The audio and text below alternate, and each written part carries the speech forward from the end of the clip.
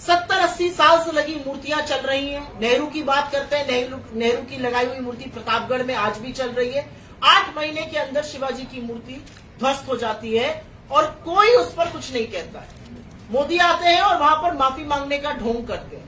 माफी मत मांगिए, आपसे पाप हुआ, ये गलती नहीं है। और देवेंद्र फडणवीस एक ऐसे मुख्यमंत्री रहे और अब मुख्यमंत्री रहे जिन्होंने माफी का एक शब्द नहीं बोला है। तो छत्रपति शिवाजी महाराज की मूर्ति का ध्वस्त होना हो या अटल सेतु में जो बड़े बड़ी दरारें आई जिसमें पता चला कि कैसे इंफ्रास्ट्रक्चर में खूब पैसा लूट खसोट हुई है, वो हो, सबकी आंखें खुली है। महाराष्ट्र अपनी अस्मिता के लिए, महाराष्ट्र अपने कारोबार के लिए, अपनी इंडस्ट्री के लिए नंबर 1 नंबर 2 पे रहता था।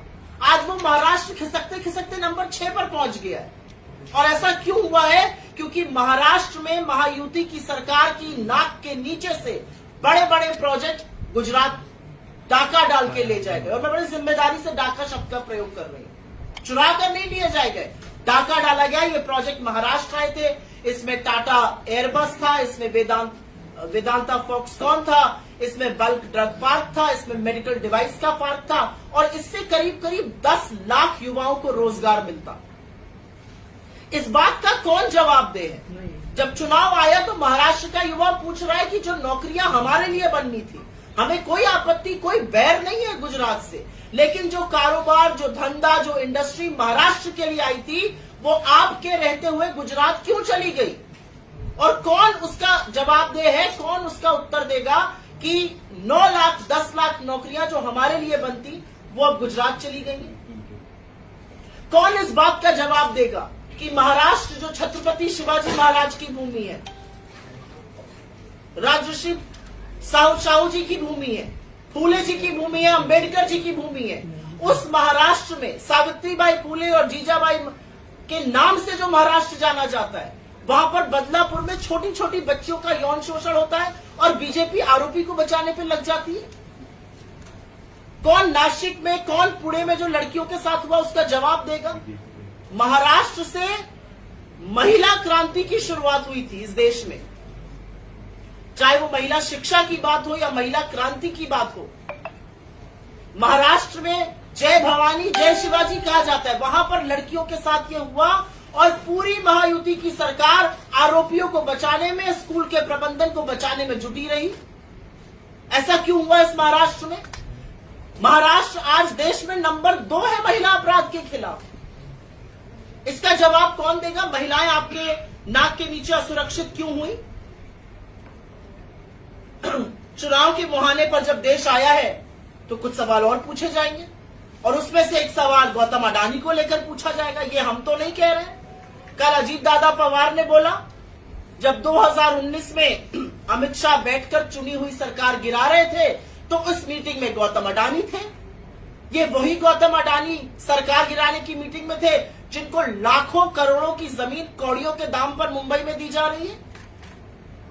ये वही गौतम अडानी थे जिनको एयरपोर्ट देने के लिए अच्छा खासा एयरपोर्ट चलाने वाले के खिलाफ रेड करी गई, उसको डराया धमकाया गया, मुंबई का एयरपोर्ट उनको सौंप दिया गया, धारावी की जमीन उनको सौंपी जा रही है और वो बैठकर सत्ता पक्ष के साथ चुनी हुई सरकार गिरा रहे हैं। तो जब हम गौतम अडानी और नरेंद्र मोदी के रिश्तों पर सवाल उठाते हैं तो सवाल उठने जरूरी है, क्योंकि महाराष्ट्र की अस्मिता, महाराष्ट्र की जमीन, महाराष्ट्र की संसाधनों को एक आदमी को सौंपा जा रहा है। और कई बार मैं पढ़ती हूं, व्हाट्सएप पर आता है, मुझे अच्छा नहीं लगता ये पढ़ते हुए, 2 गुजराती बेच रहे हैं, 2 गुजराती खरीद रहे हैं। ये क्या बना के आपने इस देश को रख दिया? महाराष्ट्र के टिकट, हमें इससे कोई मतलब नहीं है, हमारे टिकट बंटवारा महाराष्ट्र में बैठकर मीटिंग में हुआ। महाराष्ट्र का टिकट शिंदे साहब और अजीत पवार किसको देंगे, इसका फैसला दिल्ली में बैठकर अमित शाह क्यों कर रहे हैं? और फिर जब पता चला कि महाराष्ट्र की जनता इससे चिढ़ गई है, महाराष्ट्र की जनता को पसंद नहीं आया, उनकी अस्मिता के साथ ये खिलवाड़ था, दिल्ली दरबार के सामने महाराष्ट्र आज तक नहीं झुका है, तो अमित शाह की फोटो जो थी वो चुपचाप पोस्टर से हटा दी गई। महाराष्ट्र को इतना नासमझ मत समझिए, महाराष्ट्र सब समझता है। बिना किसान की बात किए कोई बात पूरी नहीं होगी महाराष्ट्र में। आपको याद है 2013 में देवेंद्र फडणवीस जी ने एक यात्रा करी थी, और उस यात्रा में उन्होंने सोयाबीन की एमएसपी की 7,000 रुपए की मांग करी थी। आज 11 साल बाद वो सत्ता में है और सोयाबीन 3600 में बिक रहा है और किसान कह रहा है हम क्या करें इस क्रॉप का। आपने सोयाबीन के किसानों को मारा, आपने प्याज के किसानों की त्रासदी कर दी, उनको समझ में नहीं आ रहा है हम क्या करें। आपने निर्यात पर इतना शुल्क लगा दिया कि बाहर के बाजारों में हमारा प्याज नहीं बिक सकता है। आपने गलत टाइम पर निर्यात प्रतिबंध लगा दिया। कल हम लोग नवी मुंबई में थे, 500 से ऊपर लहसुन बिक रहा है। हमारी वित्त मंत्री तो हाथ खोल के खड़े कर देंगी और कह देंगी मैं तो लहसुन प्याज नहीं खाती, लेकिन महाराष्ट्र तो लहसुन प्याज खाता है भाई। हम तो लहसुन की चटनी भी खाते और बड़ी बढ़िया लगती है हमें खाते हुए। तो इसका जवाब कौन देगा? आपने महाराष्ट्र को इस कगार पर लाकर खड़ा कर दिया कि महाराष्ट्र आज की तारीख में वो प्रदेश बन चुका है जहां पर 7 किसान रोज आत्महत्या कर रहे हैं। रोज 7 किसान हमारे अन्नदाता मजबूर होकर आत्महत्या कर रहे हैं। 16 लाख करोड़ आपने अमीरों के माफ किए, लेकिन महाराष्ट्र में कर्जा माफी आपने क्यों नहीं की? महाराष्ट्र की कर्जा माफी पर आप क्यों चुप हो जाते हैं? महाराष्ट्र में आपने इंश्योरेंस स्कीम लगाई, जब विपदा पड़ी किसानों पर, किसानों को पैसा नहीं मिला, प्राइवेट इंश्योरेंस कंपनियों को 8,000 करोड़ का फायदा हुआ। तो आप किसके लिए सरकार चला रहे हैं? न किसान के लिए, न युवा के लिए, न महिला के लिए, न कारोबारी के लिए। तो सरकार चल किसके लिए रही है महाराष्ट्र में? ये हम दो और हमारे दो की सरकार नहीं चल सकती है और महाराष्ट्र इसको जरूर नकारेगा।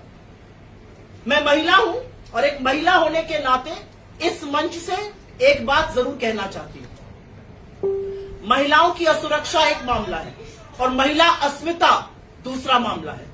इसी कोल्हापुर में बीजेपी के धनंजय महाडिक ने जो मंच से कहा और जो शब्दों का उन्होंने प्रयोग किया कि अगर लाडकी बहिना की कुछ लाभार्थी एमवीए की रैली में जाती है तो उनका वीडियो बनाकर मुझे भेजो, मैं उनका इलाज करूंगा। मैं उनको इस मंच से कहना चाहती हूं कि छत्रपति शिवाजी महाराज की भूमि है, ये जीजाबाई की भूमि है, ये सावित्रीबाई फूले की भूमि है और ये महिला अस्मिता के साथ खिलवाड़ बिल्कुल बर्दाश्त नहीं करेगा। बनाने हैं वीडियो, हिम्मत है तो बनवाइए हमारे वीडियो और फिर देखते हैं आप क्या कर सकते हैं। महाराष्ट्र की महिलाओं को, यहाँ की बहनों को, यहाँ की माताओं को धमकाने का जो दुस्साहस धनंजय महाडिक ने किया है, उसका जवाब पूरा का पूरा कोल्हापुर और पूरा का पूरा महाराष्ट्र जरूर देगा। लेकिन उन्होंने फिर से जो असलियत है भाजपा की, जो असलियत है भाजपा के घटक दलों की, महिलाओं के खिलाफ जो उनका दोयम दर्जे का एक नजरिया है, एक सोच है, उसको उजागर कर दिया। और मैं एक बात जरूर कहना चाहती हूं, जब महाराष्ट्र में चुनाव आया तो आपने महाविकास आघाड़ी को बड़े रूप से जिताया। बीजेपी की करीब, उनके घटक दल की करीब 25 सीटें वो हारे, 28 सीटें हमारे घटक दल ने जीती। कांग्रेस सबसे बड़ी पार्टी के रूप में उभरी और ये इसलिए हुआ क्योंकि महाराष्ट्र की जनता सजग है और सबसे ज्यादा सजग वो इस देश के संविधान को लेकर है। इस देश के संविधान पर जब जब खतरा आएगा, मुझे और हमारी पार्टी को पूरा विश्वास है कि महाराष्ट्र जो संविधान निर्माता बाबा साहब अंबेडकर की भूमि है, कर्म भूमि है, जन्मभूमि है, वो उठ खड़ा होगा। महाराष्ट्र बर्दाश्त नहीं करेगा अगर महाराष्ट्र में आरक्षण को खत्म करने की साजिश रची जाएगी, अगर महाराष्ट्र में मोदी जी आकर पिछड़ों के बारे में झूठ बोलेंगे कांग्रेस को लेकर। और आप जब सवाल पूछेगा मैं इसका जवाब जरूर दूंगी। महाराष्ट्र एक ऐसा प्रदेश है और मुझे फक्र है इस बात का, महाराष्ट्र एक ऐसा प्रदेश है जो हर बार संविधान को लेकर उठ खड़ा होता है और यह आपने लोकसभा में करके दिखाया है, विधानसभा में भी यह जरूर होगा। लेकिन उनकी बात करने के अलावा मैं एक अंतिम बात कह के अपनी बात करूंगी। 3 साल हो गए, 3 से 4 साल हो गए, लोकल बॉडी इलेक्शन नहीं हो रहे। क्यों नहीं हो रहे लोकल बॉडी इलेक्शन? क्यों नहीं म्युनिसिपल के इलेक्शन हो रहे? क्योंकि भाजपा और उनके घटक दल हार जाएंगे। कौन ये सिविक एमिनिटीज का जिम्मेदार है? कौन सड़कों का, कौन कचरे का, कौन जिम्मेदार है कोल्हापुर या अन्य जगहों पर? और इसके बारे में चर्चा क्यों नहीं होती है? ये सवाल अपने आप में बनता है। मैं 1-2 बातें जरूर अपने घटक दलों के बारे में, महाविकास आघाड़ी के बारे में करूंगी, क्योंकि हम क्या लेकर जा रहे हैं इस चुनाव में वो जरूरी है। और हमारा एक खाका है, बीजेपी कितना भी झूठ बोल ले, कर्नाटका और तेलंगाना की सरकारों ने काम करके दिखाया है। हमारा प्रूवन ट्रैक रिकॉर्ड है, हमारे लाभार्थी हैं। और जब हमारी योजनाओं के बारे में भाजपा ने और उनके घटक दलों ने झूठ फैलाया तो हमने अपने दोनों मुख्यमंत्री और कर्नाटक के उप मुख्यमंत्री को मुंबई में लाकर ऐसे ही बिठा दिया और आपके जैसे निर्भीक पत्रकारों ने उनसे सैकड़ों सवाल पूछे और दूध का दूध और पानी का पानी हो गया, उनके झूठ का पर्दाफाश हो गया। कर्नाटका में गृह लक्ष्मी योजना, गृह ज्योति योजना, शक्ति योजना, तेलंगाना में रायतू भरोसा जिससे किसानों का कर्जा माफ हुआ, महालक्ष्मी योजना, हिमाचल में ओपीएस, स्टार्टअप फंड, महिलाओं के खाते में पैसा जाना। हमारा एक ट्रैक रिकॉर्ड है, क्योंकि कांग्रेस वादा करती है और निभाती है, हम जुमले नहीं फेंकते। और इसीलिए हमने वादा किया है महाराष्ट्र से हमारी सरकार बनेगी और हम महिलाओं के खाते में 3,000 रुपए महीना डालेंगे, क्योंकि महाराष्ट्र की महिलाएं इसकी हकदार है, ये उनका पैसा है। और अभी आपको 2 मिनट में बताऊंगी ये पैसा आएगा कहां से। हम महाराष्ट्र के बेरोजगार युवाओं को उनको नौकरी न मिलने तक बेरोजगारी भत्ता देंगे 4,000 रुपए प्रति महीना। हमने राजस्थान में 25 लाख रुपए की चिरंजीवी योजना चलाई थी। किसी भी घर में अगर कोई भी बीमारी आ जाती है, कोई हैवी देवी आ जाती है, घर बिकने की कगार पे आ जाता है। और हमने मन बनाया है कि हम पूरी तरह से महाराष्ट्र में वही योजना लागू करेंगे, 25 लाख की एक हेल्थ बीमा मुफ्त योजना, जिससे लोगों को स्वास्थ्य सुरक्षा मिल सके। हम किसानों का 3 लाख रुपए तक का कर्जा माफ करेंगे। यूपीए की सरकार, आपको याद हो, उसने हिंदुस्तान में सबसे बड़ी कर्जा माफी की थी। 75,000 करोड़ किसानों का कर्जा माफ किया था और मनरेगा दिया था, और उसके बाद ही रूरल इकोनॉमी का सुचक्र शुरू हुआ था। और उस रूरल इकोनॉमी को, उस किसान को कर्ज के बोझ के तले लाद दिया है भाजपा ने, और अमीरों का कर्जा माफ कर रही है। और हम पूरी तरह से जातिगत जनगणना कराएंगे, जिससे पता चले कि कितने दलित, कितने आदिवासी, कितने पिछड़े इस देश में हैं और उनके पास क्या संसाधन है, और बड़े बड़े रसूख वाले पदों पर उनकी क्या भागीदारी है। ये राहुल गांधी का वादा है और हम इसको पूरा करके रहेंगे। ये देश जातिगत जनगणना चाहता है। प्रचंड बहुमत वाली सरकार होने के बावजूद 10 साल तक नरेंद्र मोदी जातिगत जनगणना से दूर भागते रहे, लेकिन हम ये करके दिखाएंगे। तेलंगाना में हमने एक जातिगत सर्वे शुरू किया है। कर्नाटक की रिपोर्ट रेडी है, जल्दी ही बाहर आएगी, और हम इस राज्य में जैसे ही सरकार बनेगी वो जरूर करेंगे। आपके सवालों के पहले मैं ये जरूर बता देना चाहती हूँ कि हम आपसे 15 लाख आपके अकाउंट में आ जाएगा, 2 करोड़ सालाना रोजगार बन जाएगा, रुपया डॉलर 1 हो जाएगा, पेट्रोल का दाम 30 हो जाएगा।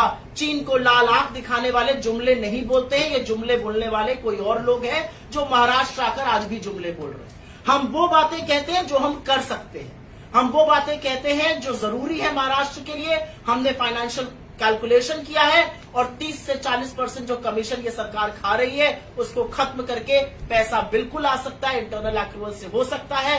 जरूर कर्जा है महाराष्ट्र पर, लेकिन कर्जा खत्म करने का तरीका भी इकोनॉमी के सुचक्र को चलाना है, और उसके कैलकुलेशंस हमने किए हैं। और हम पूरी तरह से आश्वस्त है, सरकार बनेगी, हम इन सब चीजों को कारगर कर सकेंगे।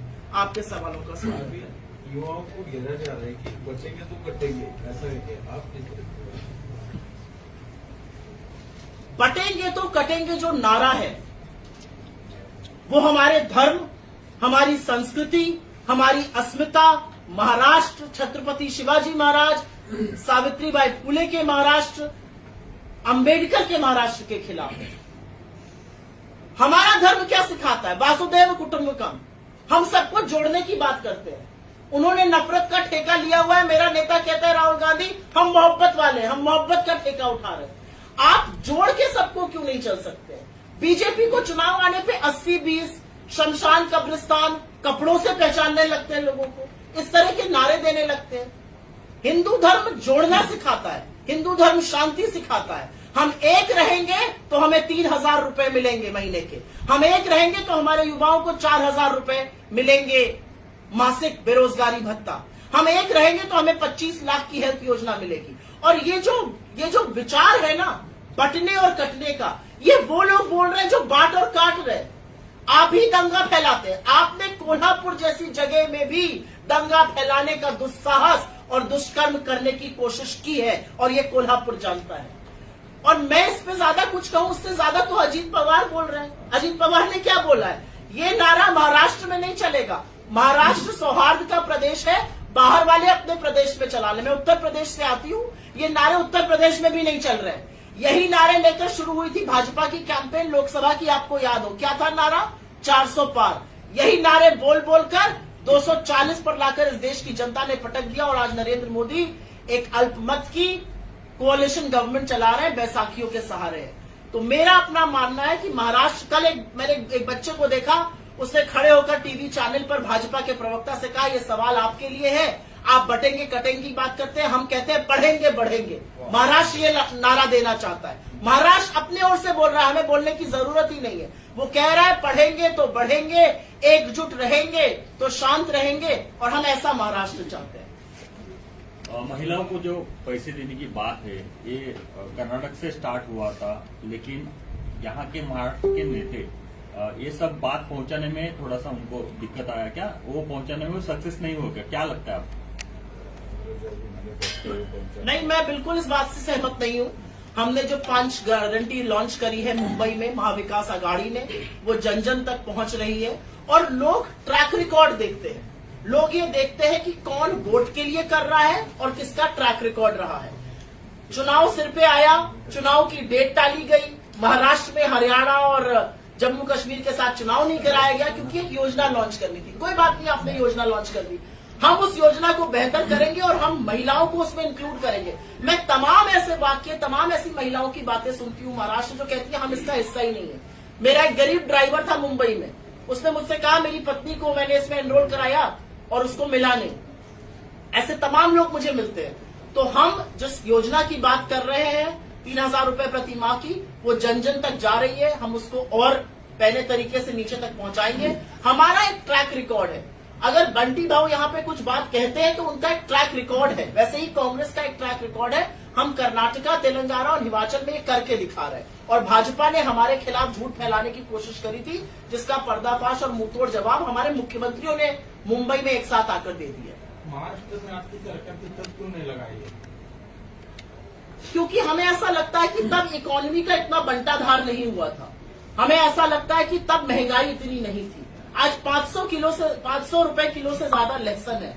आज जो गैस का सिलेंडर है वो 400 होता था, 1100 पे बिक रहा है। आज पेट्रोल ने 100 का शतक लगा दिया है। आज चीनी, आटा, तेल, दही सब पर जीएसटी है।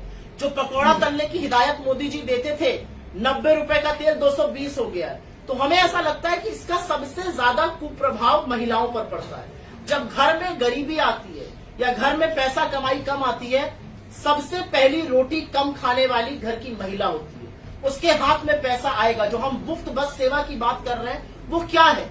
जो 2-2.5 हजार महिला के खर्च होते हैं, चाहिए 1,500 से 2,000, 2,500 रुपए, वो उसके हाथ में आएंगे। उससे वो अपना और अपने परिवार का भला करेगी। जो 3,000 रुपए महीने की हम बात कर रहे हैं, उससे महिलाओं का भला होगा। मुझे ऐसा लगता है जब जागो तभी सवेरा।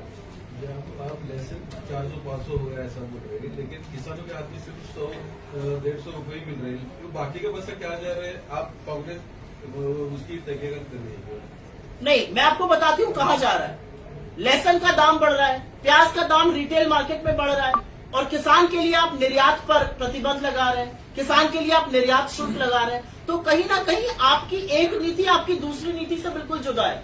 आपको नीतियां ऐसी बनानी चाहिए कि किसान को भी उसकी फसल का दाम मिले और जो मध्यम वर्ग है उसकी भी कमर ना टूटे। मध्यम वर्ग के आटे दही पर आप जीएसटी दे रहे हैं, दवाई पढ़ाई पर आप जीएसटी दे रहे हैं, बच्चे की पेंसिल पर आप जीएसटी दे रहे हैं। इस सरकार ने तो जो आप हेल्थ बीमा लेते हैं उस पर भी जीएसटी ले लिया, लाइफ इंश्योरेंस पर भी जीएसटी ले लिया, आपके बच्चे की पढ़ाई, आपकी हॉस्पिटल की बेड पर भी जीएसटी ले लिया। तो जितना टैक्स इस देश का आम आदमी दे रहा है, गरीब से गरीब और अमीर से अमीर, उतना कभी नहीं दिया गया था। तो मुझे ऐसा लगता है कि कहीं ना कहीं एक बेजोड़ इकोनॉमिक नीति चल रही है। जो बुलडोजर कार्रवाई शुरू है कई राज्यों में वो शुरू है, उस पर सर्वोच्च न्यायालय ने राय दी है कि जिस प्रकार से कई राज्यों में जो बुलडोजर कार्रवाई शुरू है वो सही बात है। अगर कोई दोषी मानता है, अगर कोई गुनेगार है तो उसका घर गिराना सही बात नहीं है। इस तरह से एक बड़ा फेमस 2 लाइन है और वो है कि ताउम्र लग जाती है एक छत बनाने में और तुम्हें तरस नहीं आता बस्तियां उजाड़ने में। और कुछ ऐसे ही काम बीजेपी के कुछ मुख्यमंत्री जो न्यायपालिकाओं पर ताला लगाने का काम कर रहे थे, उनको आज आईना दिखाने का काम देश के सर्वोच्च न्यायालय ने किया है। और दो टूक शब्दों में सर्वोच्च न्यायालय ने कहा है, ये बिल्कुल कानूनी प्रक्रिया नहीं है, कानूनी प्रक्रिया से काम होना चाहिए। अगर कोई दोषी भी पाया जाता है, आरोपी तो छोड़िए, कोई दोषी भी पाया जा रहा है तो उसके सारे घर को सजा देना ये कानून नहीं है, ये देश का न्याय नहीं है। और कहीं ना कहीं ये काम एक तुष्टीकरण के लिए, एक गलत नैरेटिव के लिए किया जाता है। और मुझे लगता है सर्वोच्च न्यायालय ने आज अपना जजमेंट देकर ऐसे लोगों को, जिनका अनुसरण भाजपा के बाकी मुख्यमंत्री भी करने लगे थे, उनको आईना दिखाने का काम किया है। आरोपी को सजा देना, दोषी को सजा देना न्यायालय का काम है, बिल्कुल देनी चाहिए। लेकिन किसी का घर उजाड़ देना, 24 घंटे में आपके पास सारी परमिशन आ जाती है, 24 घंटे में आपके सारे मैप आ जाते हैं, सारी अनुमति आ जाती है, आप किसी का घर उजाड़ देते हैं, उसके बूढ़े माँ बाप, उसके बच्चों की क्या गलती है? सजा दोषी को दीजिए, सजा आरोपी को दीजिए, सजा बाकी घर वालों को मत दीजिए। हो सकता है उनको पता ही ना हो कि वो अपराधी अपराध कर रहा है। तो जो सर्वोच्च न्यायालय ने कहा, हम उसका स्वागत करते हैं और मैं आशा करती हूँ कि भाजपा की सरकारें उत्तर प्रदेश से मध्य प्रदेश तक लेकर इसका अनुसरण करेंगी। महाराष्ट्र में और जिहाद वाली बातें की जा रही है बीजेपी के नेताओं के साथ, क्या कैसे देखते हैं आप इसको? ये जो शब्द है ना, लव जिहाद, वोट जिहाद, ये कैसे शब्द है? आपको लगता है लोकशाही में, लोकतंत्र में ऐसे शब्दों का की जगह भी है? ऐसे शब्दों का सम्मान होना चाहिए। वोट डालना हमारा हर धर्म से बढ़कर सबसे बड़ा धर्म है, प्रजातंत्र में वोट डालना।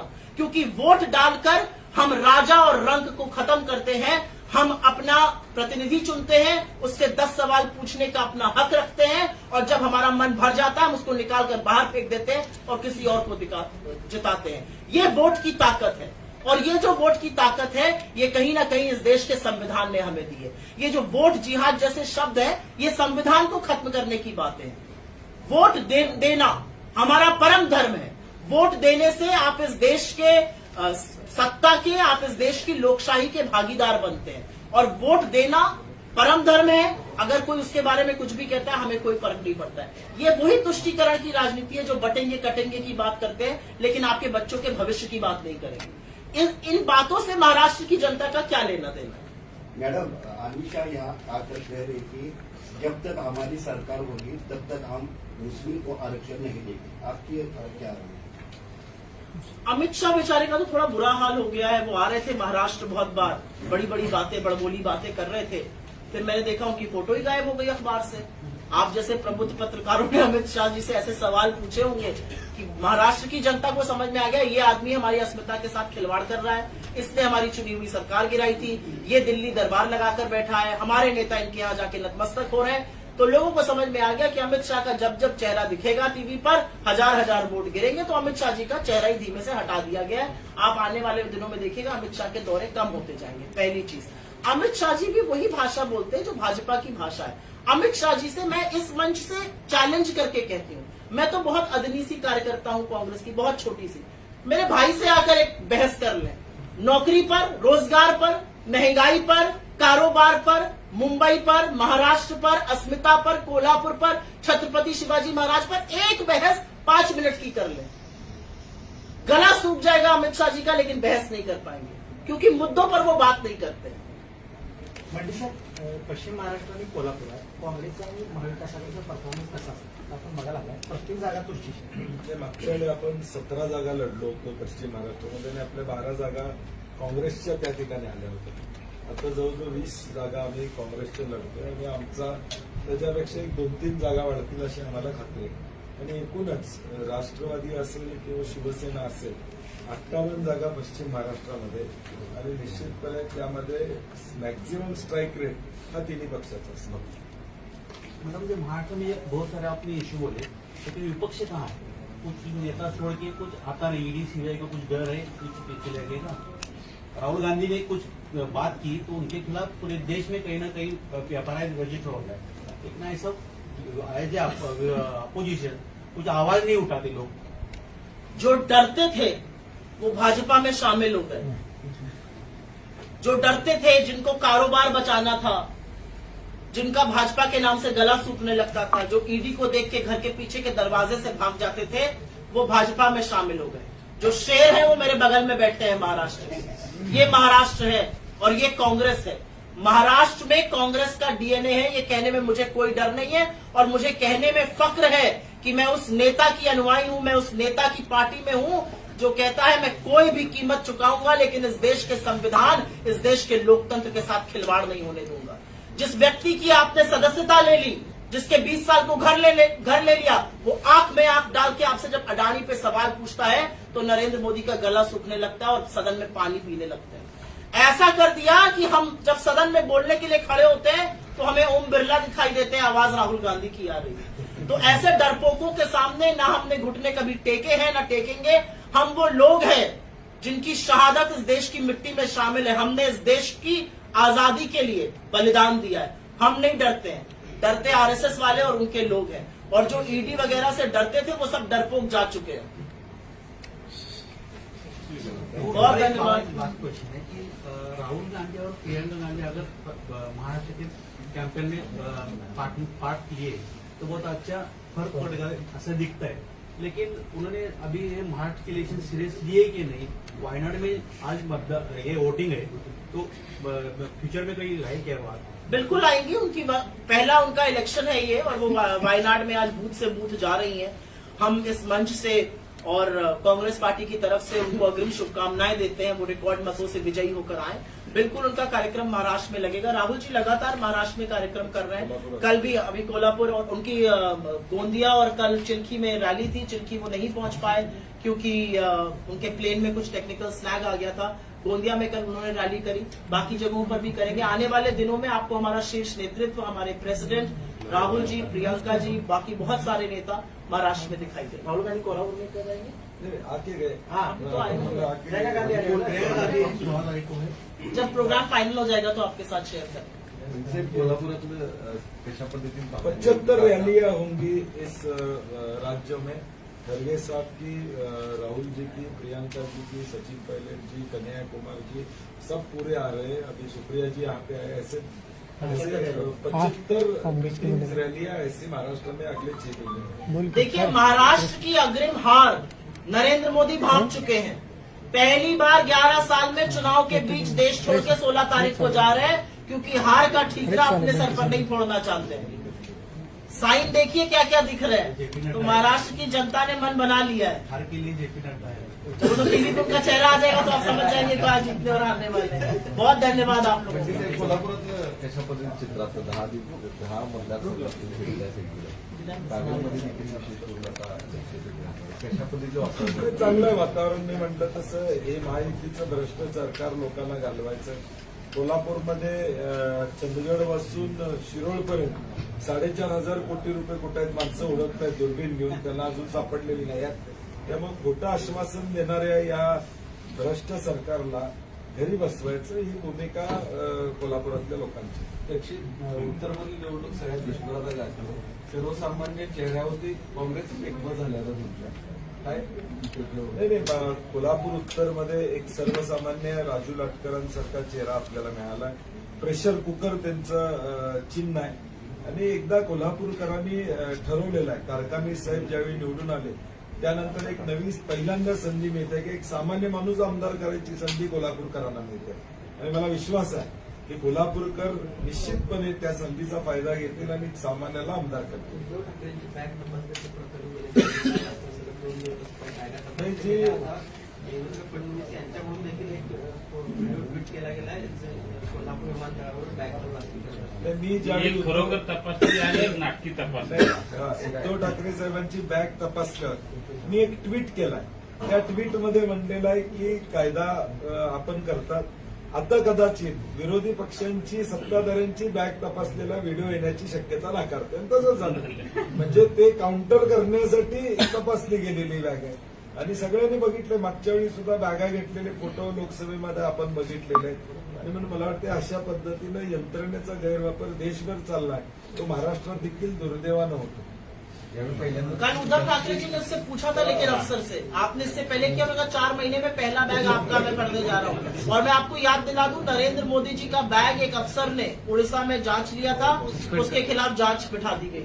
सस्पेंड कर दिया उसको। राजकारण नवम घराने मूर्ती नेहमी फिरताना पाहायला मिळाली, एक वाणिक परिवार आणि दुसरं मात्र यावेळीची निवडणूक तशी होताना पाहायला मिळाली. देश पातळीवर पक्षी पातळीवरती ही सगळी निवडणूक दिसते, विशेष करून दक्षिण ही विधानसभा. कोल्हापूरची निवडणूक अविश्वासाच्या विरुद्ध विश्वासाची निवडणूक आहे. आम्ही विश्वासाचं सरकार देणार आहोत आणि हे अविश्वासाचं सरकार घालवणार आहोत. जिल्ह्यात सर्वच मतदारसंघात आपले प्रचार दौरे होतात. कागदमध्ये सभांचं नियोजन आहे का? ते चालू आहे ना, गडिंग्लजला मध्ये जाऊन आलो मी ऑलरेडी. सगळ्या जिल्ह्यातल्या सगळ्या मतदारसंघात जाऊन आलो. परवा शाहवाडीची सभा झाली माझी. बहुत धन्यवाद आप लोगों का.